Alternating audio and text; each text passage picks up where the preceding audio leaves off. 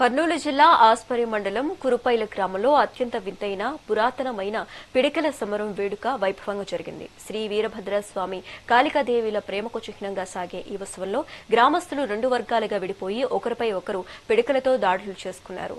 కారుమంచి రాజవంశీకుల రాకతో ప్రారంభమైన ఈ సమరాన్ని తిలకించేందుకు వేల సంఖ్యలో భక్తులు తరలివచ్చారు. ఈ క్రమంలో 36 మందికి స్వల్ప గాయాలైనప్పటికీ స్వామివారి విభూతి రాసుకుంటే నయమవుతుందని గట్టి నమ్మకంతో భక్తులు ఈ వేడుకను ఉత్సాహంగా జరుపుకున్నారు. ఎటువంటి అవాంఛనీయ సంఘటనలు జరగకుండా పత్తికొండ డీఎస్పీ ఆలూరు సీఏ ఆధ్వర్యంలో భారీ పోలీస్ బందోబస్తు ఏర్పాటు చేశారు.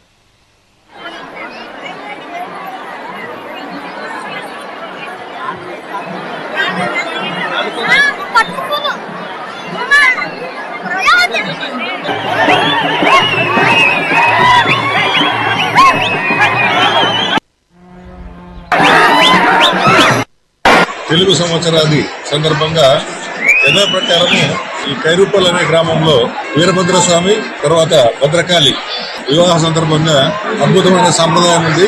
ఆ సాంప్రదాయంలో భాగంగా ఆ రోజుల్లోనే వీరభద్ర స్వామి గారి భద్రకాళి దేవత గాని అమ్మవారు ఈ గ్రామంలో ఉన్న కులాలకు అతీతంగా కొన్ని కులాలు స్వామివారి వైపు, కొన్ని కులాలు అమ్మవారి వైపు ఈ వివాహ సందర్భంలో ఒకరిపైన ఒకరు పిడికలు వేసుకోవడం అనే సాంప్రదాయం అనాదిగా కొనసాగుతుంది.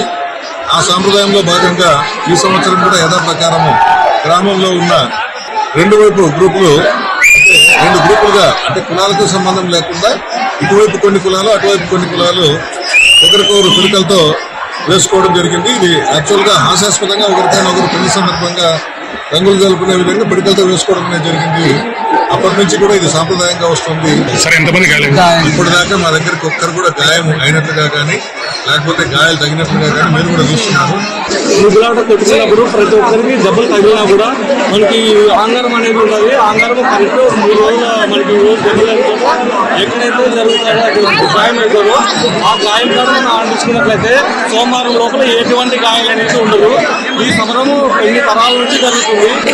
కైరుపల్లి విలేజ్ వీరభద్ర స్వామి కాళిక రాజగోపాల్ సమరం జరిగేంత వరకు మాత్రమే గొడవ, ఏమైనా కొట్టాలని అంతవరకు మాత్రమే ఉంటుంది. మిగతా బయటకు పోయినప్పుడు మాత్రం ఎటువంటి గొడవ కానీ ఏం కానీ ఉండదు.